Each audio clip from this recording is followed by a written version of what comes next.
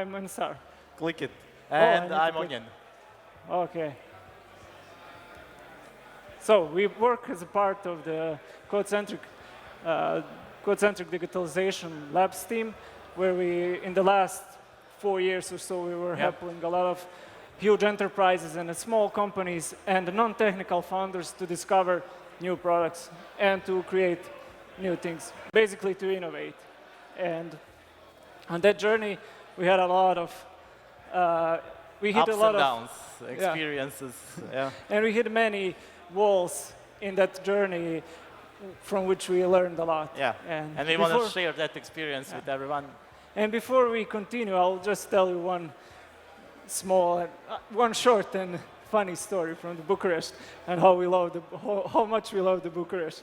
Basically, last night we got together to just sit around and have a couple of drinks, and I never drink alcohol in my life, ever. And last night in the Bucharest, I got 2 shots of the alcohol. So thank you, Bucharest, for the new experiences. It was really fun, but I will not try to do it again. It was a terrible idea, but now I have a Red Bull to keep me moving forward. So, next. Let's say that you are having an idea right now. Usually we believe that those ideas have potential to become new trending thing, really, the killer products. Something that we can build and maybe get rich fast with it. But it's really hard to tell if our beliefs are true or not, isn't it? And would you be able to not just put your time, but maybe your car, your home, your lifetime savings on the line, just to pursue that one thing that Ognjen and I like to call sparkle of enlightenment, just that one idea to test it? I believe you are not that crazy. I'll just assume that you're not throwing your money at the ideas and hoping for the best, because that would frankly mean you're either too rich or crazy, I don't know. We kind of try to understand what's the next logical step when you're having a great idea. It doesn't matter, is it your idea or someone else's idea, and you want to invest in it and put your house, your money and everything in. And that next logical step would be that exploration phase that we are trying to conduct for so many years with many of our customers. And that step is actually really, really dangerous, because if you create a mistake at this step, you're probably going to end up with a product that no one wants, and you're going to lose your money, investments, and everything.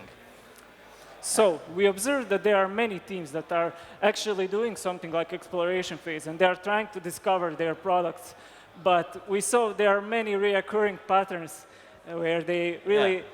This exploration phase is not a secret. Everyone is doing it. So the problem with it is that everyone is doing it on their own. Yep.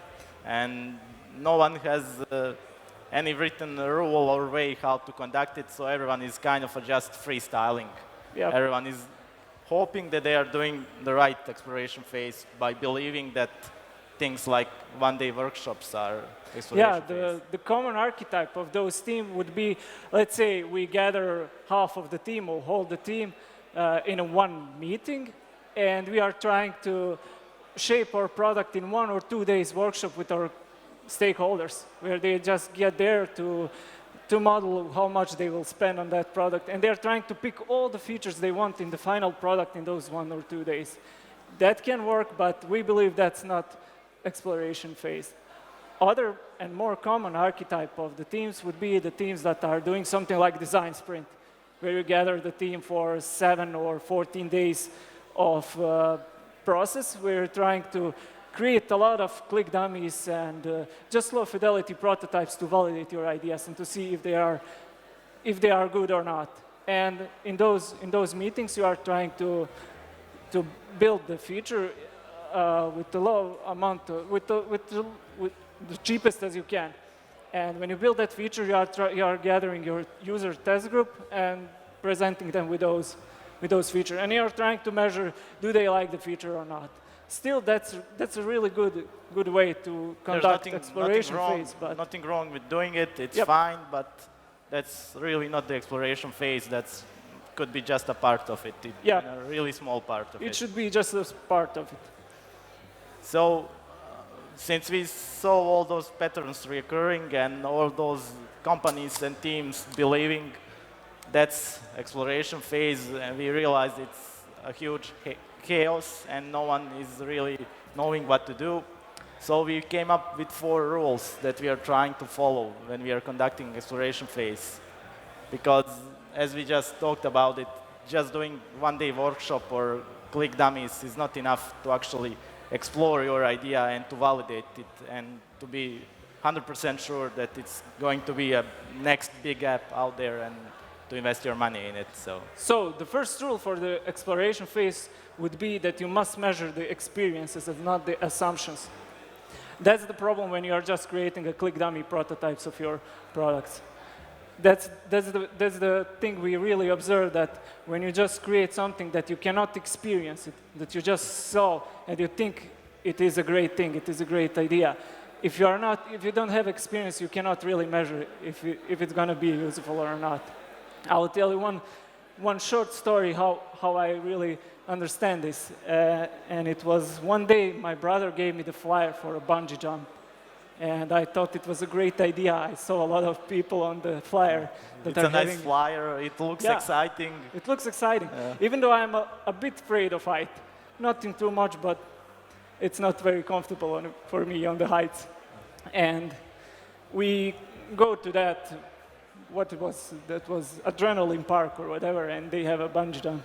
And when we came to that bungee jump, my brother jumped, and I saw still it was fun, but my heart is a bit racing there. And when I stepped on the bungee jump podium and felt that cold breeze, I just couldn't jump. And that's the moment when I realized, even if something is really looking nice on the flyer and you have a really nice marketing picture, if you are not experienced the thing, you cannot tell if you're going to like it, or you're going to find it enjoyment, or you'll be terrified of it. That's basically what's mostly wrong with click dummies. You're measuring someone's emotions to a marketing trick. You're tricking them into saying, I really like this, and you're probably going to end up with users that are going to say, yeah, I told you I like that app and you build it, but I don't really care. I don't want it. Yeah, you should basically try to avoid gambling when you are building the products, but somehow we observe when you're just trying to validate your ideas by creating the low fidelity prototypes where they cannot experience things, you cannot really tell if someone will like it or not. And then that's feel like a gambling. And we strongly believe that building products shouldn't feel like a gamble. Yeah. At least we were told it's not gambling, it's a serious business. So after the rule number 1 comes, of course, rule number 2, which is basically question everything. Everything that you measured, you have to question over and over and ask yourself, why did I get these results? What do they mean? And sadly, most of the time, when you get good results on a feature that you're trying to evaluate, is it good or not? If you get real good results, that's the dangerous part, because you have to ask yourself, why am I getting good results on this feature? If you're getting bad results, then it's easy. Just don't create that feature. That's it. No one is liking it. Don't create it. But if they like it, you have to ask yourself, why do they like it? And I can tell you an example that we had in a company that we were working for. We were creating an app for package delivery. Yep. Yeah, so basically the company has around 400 drivers that are delivering packages all around Germany, and they wanted to have an app that would help those drivers deliver the packages. And as you can imagine, that's an easy app. They have a list of packages for every driver, and the driver can see all his packages in a list. And if you have a list in the app, common story that you will have some kind of search. Field. You wanted to search through the list. And when you think about that idea, it's a common sense to create a search field, and we did. And of course, we measured the experience on the search field, and of course, everyone is using the search field. And that's the part where we said, okay, we have to question ourselves, why are they using the search field, and how are they using it? And we sat down with 20, Couple of drivers. yeah, I think it was around 20 of them, and asked them, how do you use your search field and for what do you use it? And well, basically they explained to us that they're using it only in the morning when they are planning their delivery route, and they would type in the first storage, Closest warehouse, and then they would filter what packages they need to pick up at the closest warehouse to their location, and they would go So on. just from that measurement, we discovered that they are not really using the search field for the searching the packages, but to organize their daily route. Yeah, they are using it, but it's kind of they're using it wrong. It's not that Yeah, they are that's using when it we wrong, realized, we build yeah, it wrong. they are not using it wrong, we build it wrong. They don't need a search field. They are using it, but they don't need it. They need something like a filter for packages. And that brings us to the rule number 2. The third rule, yes. So when you discover that there is something where you can improve, you must act on your results, and the actions must be rapid. If we didn't react on our customers saying that something is odd to them, they're even not saying it loud, but we need to really listen to them to see that they are using something wrong. And if someone else would listen to the complaints of our drivers, maybe we could lost our product. Someone could just build that warehouse-oriented view and present to them, and they would like it more because they are only care to organize their day. They wanted to finish their job and to go to home. They don't need the fancy things in the app. They don't search for the packages. They don't care how much the price that package is or whatever. So always, if you measured something and you discover that there is something odd, act on your results immediately. Which brings us to the belief that we are really in.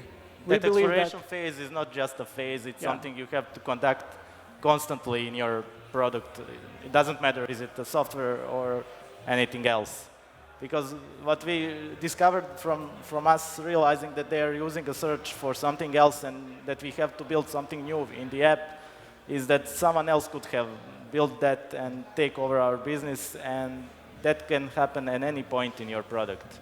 That's why you have to constantly explore your app and try to improve it.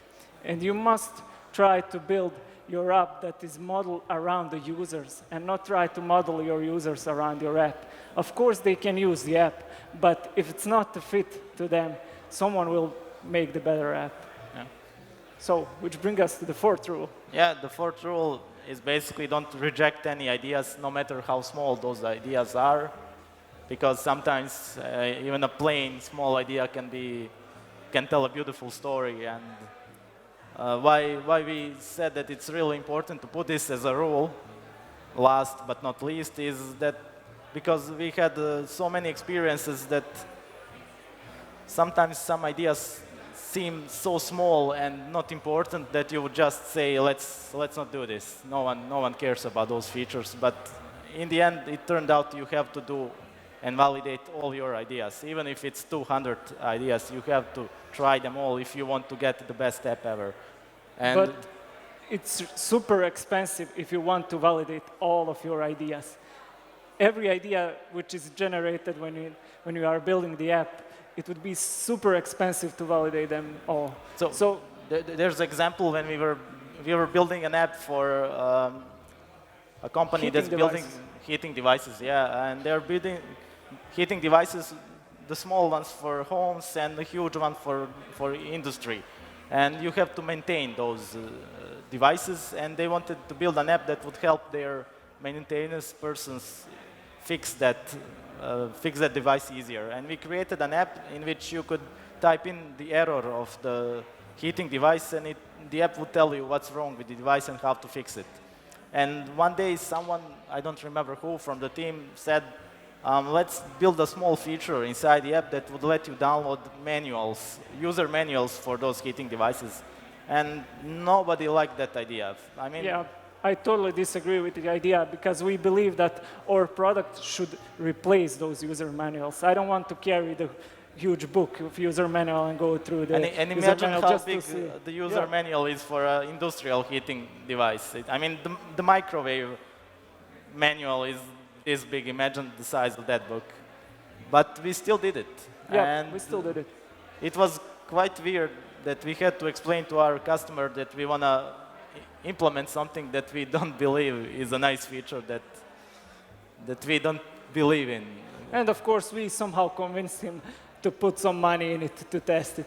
And from that, we generated a small framework which helped us to test our ideas. And that framework we called Idea 1, 2, 3 feature. So basically, we invented a small funnel, filter funnel, which will filter all the ideas. And the ideas that come through the funnel, it will land in the app. And that's the feature that's worth of the app. So on the first step, I think not most, but many of the huge chunk of the features fell off. I'm going to stop right there, yeah. Yeah, and that step is when you are trying to invest minimum effort into a building something that can measure the user interest. And I think that's the place where you can just create click dummy or something similar just to check if there is interest for that feature or not. And I will tell you one example that we had with that package delivery company, how we tested if there is interest for some feature or not. I think product owner of the team had an idea. He had an idea. Wanted to create a feature that will report damaged goods to the warehouses.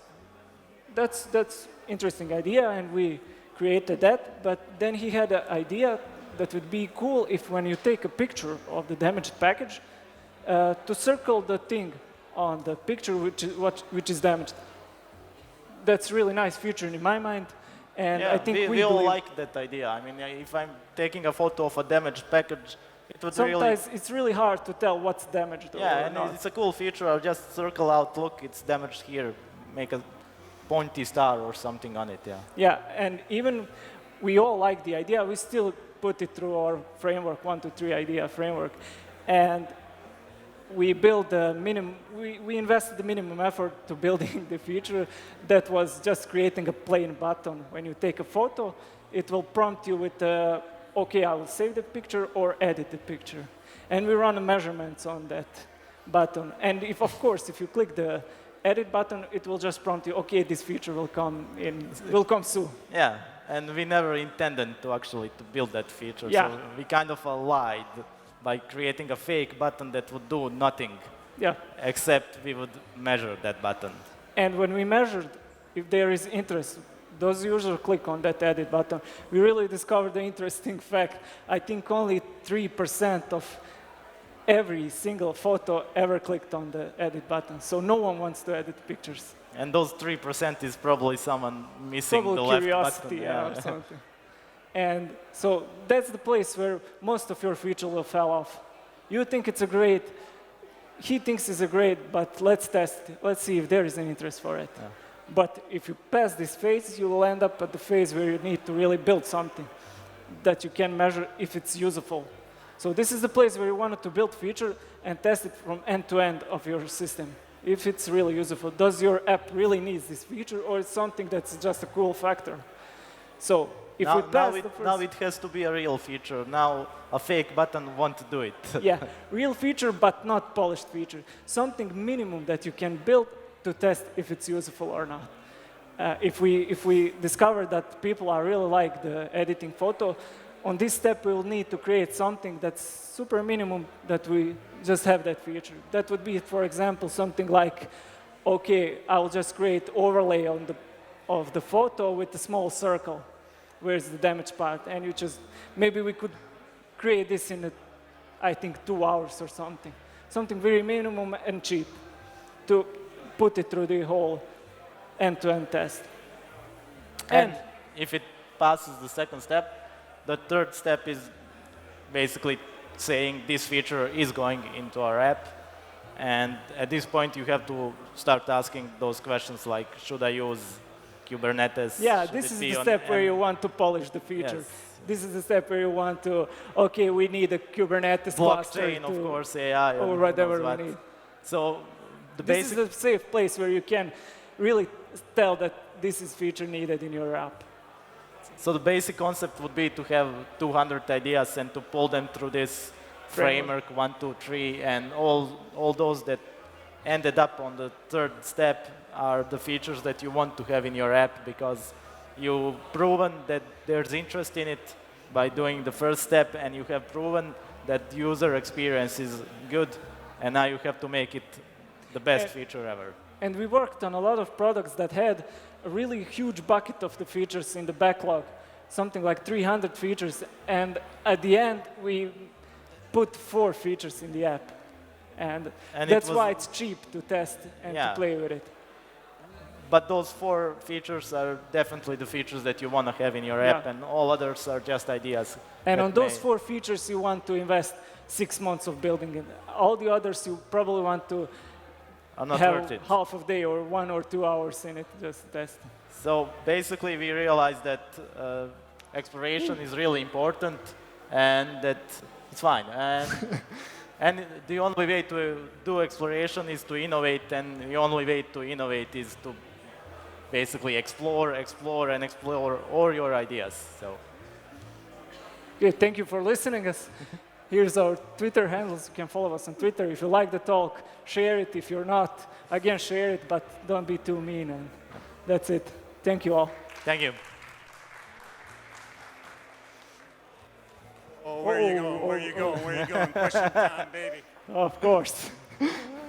So thanks. This was the last of the 3 speeches for the morning. We're going to go through some questions, and after that, food. Yay. So let's get some questions up, if it works technically. Can I sit? No. I think we might have some issue there, so just ask some question I know I have in front of me. How do you measure your success in a way which convinces business owners to implement specific suggestions? Because obviously tech guys can come up with whatever idea. Oh, it's cool, we've tested it. It takes you 5 months, costs X, what does it deliver to the business? That's the idea. Do you mean how do you technically measure it, or? Sorry, a little louder. Didn't quite. Say it. What? Can you repeat the question? That's okay. saying. How do you convince a business owner to implement and spend time and money on things that you suggest, on a method you suggest? Well, basically, that's the 1, 2, 3 framework that we are using. We are explaining to our customers that the first step is the cheapest step ever. So any idea, it doesn't have to be our idea. It can be his idea. And from our experience, it's 200 ideas. And if you explain to them, it's going to take us 1 day to measure, does anyone wants this feature? We are not really building it. We are just measuring, is it good or not? By creating a fake feature, like a fake button or something like that, then it's easy because you're telling them that's 1 day and it's really cheap. Yeah, we are trying to tell our customers that it's really cheap to test something, and this may be your new pivot for your product. Do you really want to miss on the pivot? Maybe this is the feature which will bring you next $1 million. Okay. So basically, it's a concierge service, and the customer comes over with questions, and you really take that as a lead. Yeah. So it's not like you're making suggestions to them out of the blue. No, they come to you and saying, hey, I want to do some stuff. I have great ideas. I have ideas. And you guys actually know what's going on. And we tell him if the ideas are good or not. So that's exactly. And the final question, I think it's actually pretty cool. Why are you so cool? Not kidding. That's because we drink in Let's give it up for you guys. Thank you very much. Thank you.